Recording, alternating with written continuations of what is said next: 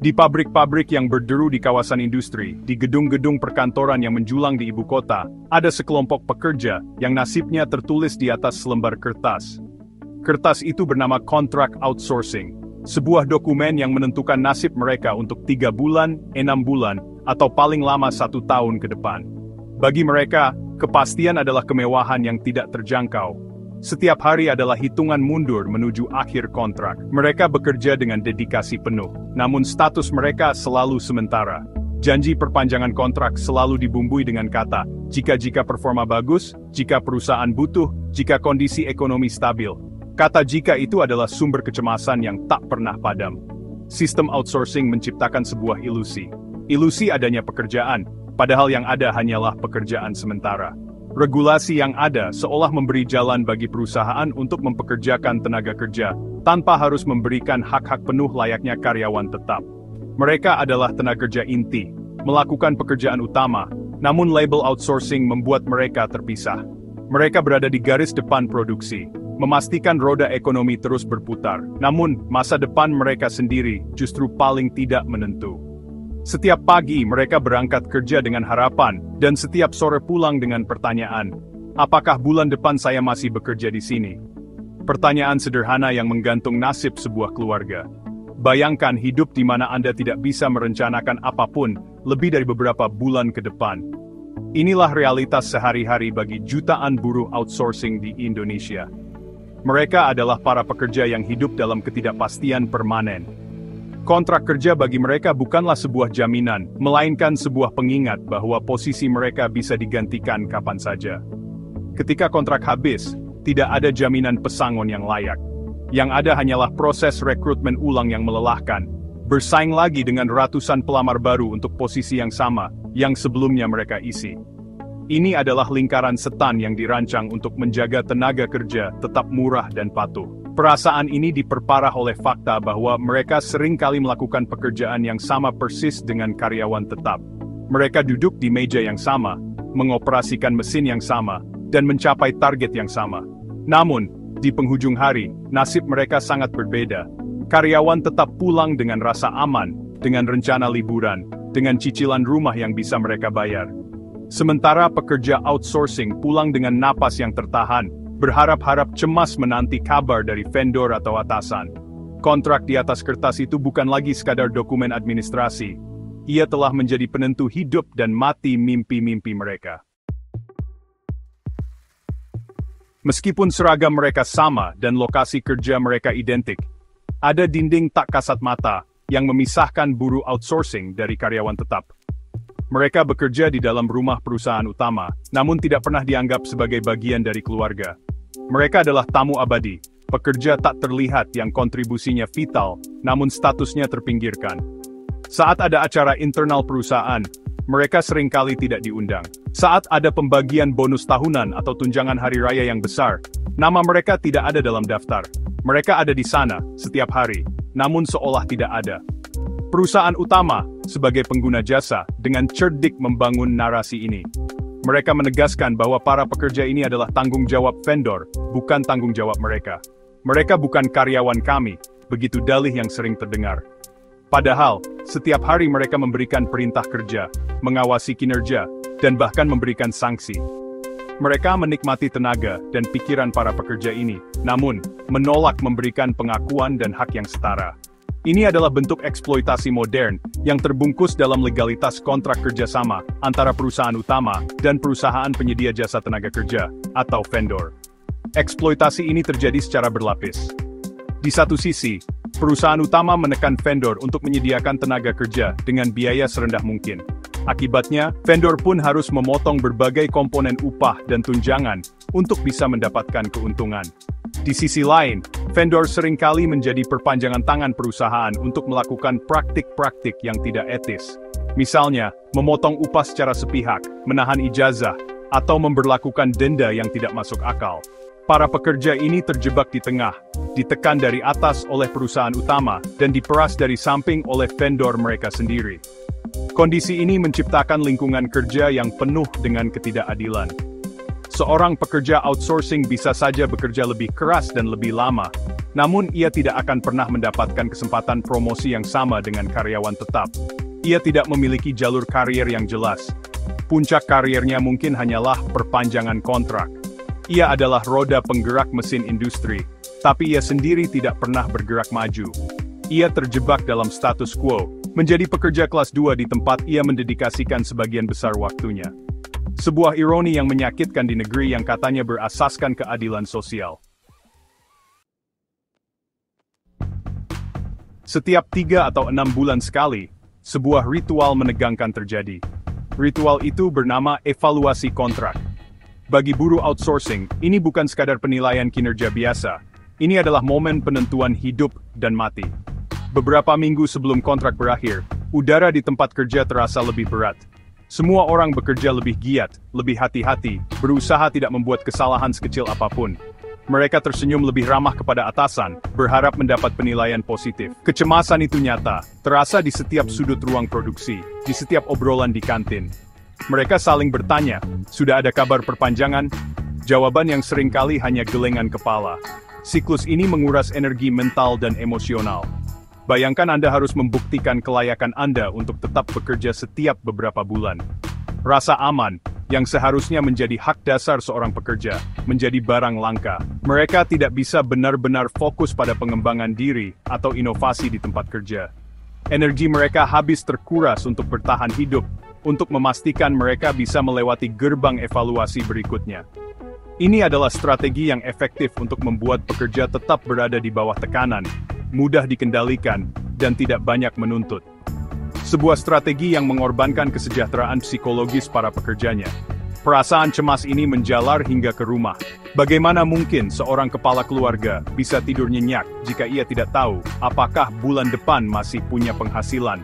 Bagaimana seorang ibu bisa tenang jika ia khawatir tidak bisa membayar uang sekolah anaknya? Ketidakpastian pekerjaan ini merusak fondasi keluarga. Rencana-rencana sederhana seperti merenovasi rumah, membeli kendaraan, atau bahkan sekadar merayakan ulang tahun anak menjadi penuh keraguan. Setiap keputusan besar harus ditunda, menunggu kepastian yang tak kunjung datang. Hidup mereka seolah berjalan di atas seutas tali tipis di atas jurang ketidakpastian. Setiap kali pengumuman perpanjangan kontrak tiba, suasananya campur aduk. Ada kelegaan luar biasa bagi mereka yang namanya dipanggil. Namun, ada juga kesedihan mendalam bagi mereka yang harus dirumahkan. Mereka yang tidak diperpanjang, seringkali harus meninggalkan tempat kerja pada hari itu juga, tanpa perpisahan yang layak. Teman-teman yang ditinggalkan pun merasakan kesedihan sekaligus ketakutan. Mereka tahu, beberapa bulan lagi, giliran mereka yang akan menghadapi momen yang sama. Siklus kecemasan ini terus berulang, menciptakan sebuah generasi pekerja yang lelah secara mental sebelum waktunya. Taufik, bukan nama sebenarnya, adalah wajah dari jutaan buruh outsourcing di Indonesia. Usianya baru 28 tahun, dan sudah 5 tahun ia bekerja di sebuah perusahaan manufaktur elektronik ternama di Bekasi. Posisinya sebagai operator produksi. Setiap hari, ia memastikan ratusan komponen TV dirakit dengan sempurna. Pekerjaannya krusial, membutuhkan ketelitian tinggi. Namun, selama 5 tahun itu, statusnya tidak pernah beranjak dari pekerja kontrak. Kontraknya diperbarui setiap 6 bulan sekali. 5 tahun, berarti 10 kali ia merasakan deg-degan menanti nasibnya diputuskan oleh selembar kertas. Impian Taufik sederhana saja.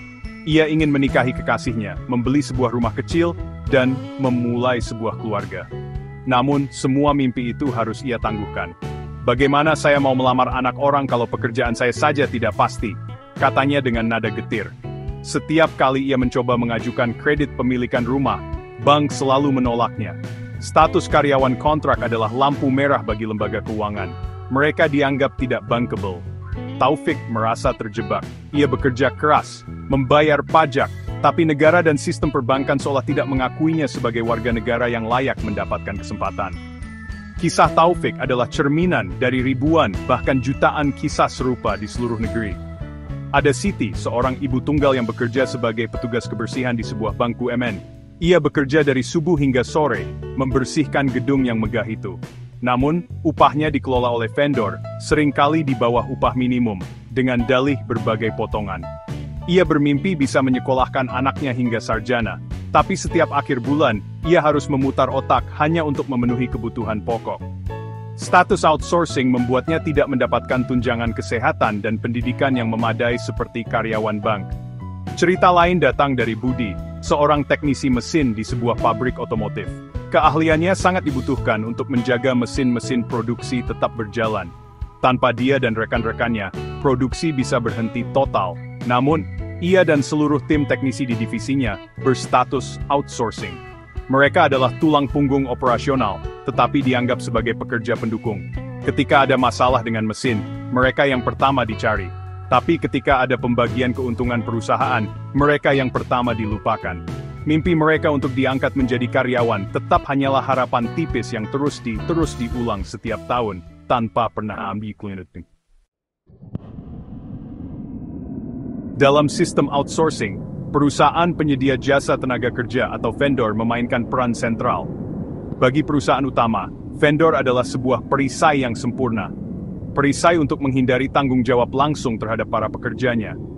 Ketika terjadi perselisihan hubungan industrial, seperti tuntutan kenaikan upah, pesangon, atau bahkan kecelakaan kerja, perusahaan utama bisa dengan mudah cuci tangan. Mereka akan berkata, itu urusan vendor. Mereka bukan karyawan kami. Dalih ini, meskipun secara moral salah, seringkali diterima secara hukum, menempatkan para pekerja dalam posisi yang sangat lemah. Negara, dalam hal ini pemerintah dan aparat penegak hukum, seringkali ikut melanggengkan praktik ini. Ketika buruh mengadu ke Dinas Ketenagakerjaan, prosesnya seringkali berbelit-belit dan memakan waktu lama. Birokrasi yang rumit membuat para pekerja lelah dan akhirnya menyerah. Pengawasan dari pemerintah pun terasa tumpul. Banyak perusahaan yang menggunakan jasa outsourcing untuk pekerjaan-pekerjaan inti, sesuatu yang sebenarnya dilarang oleh undang-undang. Namun, praktik ini terus berjalan tanpa ada sanksi yang tegas. Negara seolah membiarkan warganya dieksploitasi demi menjaga iklim investasi. Perisai vendor ini juga digunakan untuk menekan biaya tenaga kerja secara maksimal. Perusahaan utama akan mencari vendor yang menawarkan harga paling murah. Kompetisi antar vendor menjadi tidak sehat. Mereka saling banting harga, dan yang menjadi korban adalah para pekerja. Untuk bisa menang tender, vendor terpaksa memotong berbagai hak pekerja, mulai dari upah yang tidak sesuai standar, tidak mendaftarkan BPJS Ketenagakerjaan, hingga meniadakan uang lembur. Para pekerja tidak punya pilihan selain menerima, karena jika menolak, masih ada ratusan orang lain yang antre untuk menggantikan posisi mereka. Akibatnya, terciptalah sebuah sistem di mana tidak ada yang mau bertanggung jawab penuh atas nasib para pekerja. Perusahaan utama merasa sudah membayar vendor.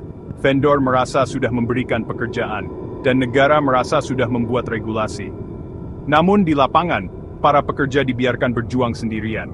Mereka adalah anak panah yang dilepaskan untuk mencapai target produksi.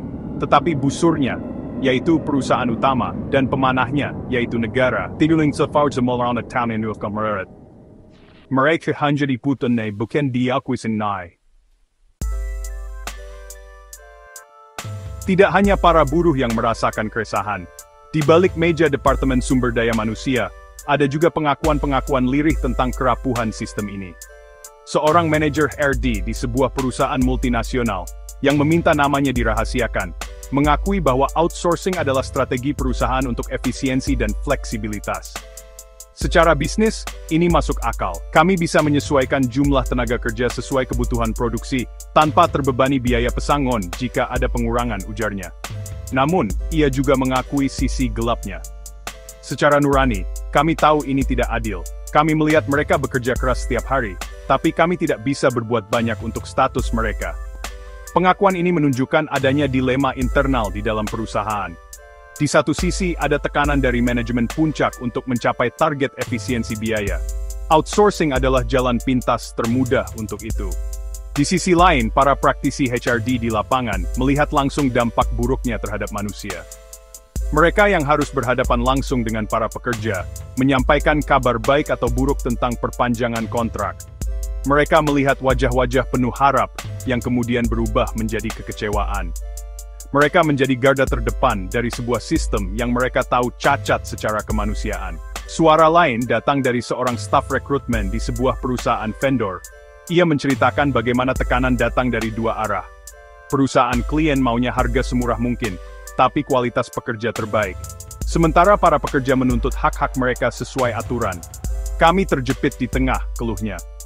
Ia mengaku seringkali harus mengakali aturan untuk bisa memenuhi permintaan klien sekaligus mendapatkan keuntungan.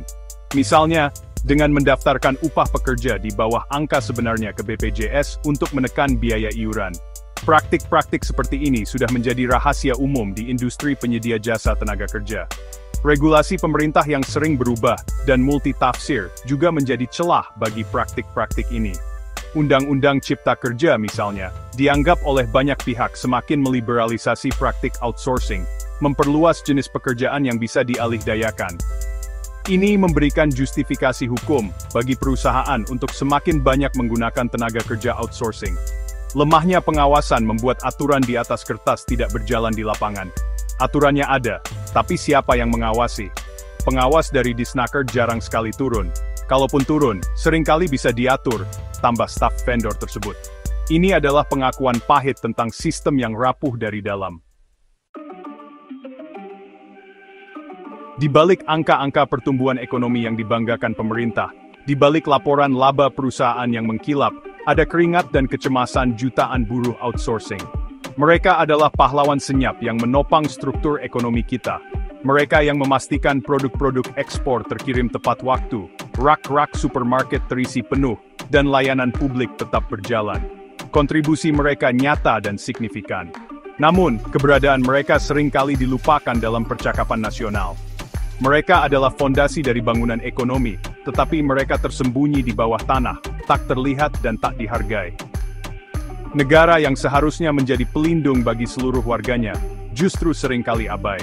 Fokus pada penciptaan iklim investasi yang ramah, seringkali mengorbankan perlindungan terhadap tenaga kerja. Regulasi yang ada lebih terasa seperti karpet merah bagi pemodal, ketimbang payung hukum bagi pekerja. Janji-janji kampanye untuk meningkatkan kesejahteraan buruh menguap begitu saja setelah kekuasaan diraih. Para pekerja ini hanya menjadi komoditas politik saat pemilu, namun dilupakan ketika kebijakan dibuat. Suara mereka tenggelam oleh deru mesin industri dan lobi-lobi korporasi yang lebih kuat. Publik pun seringkali tidak menyadari betapa rapuhnya kehidupan para pekerja ini. Kita menikmati produk dan jasa yang mereka hasilkan setiap hari, tanpa pernah tahu cerita di baliknya.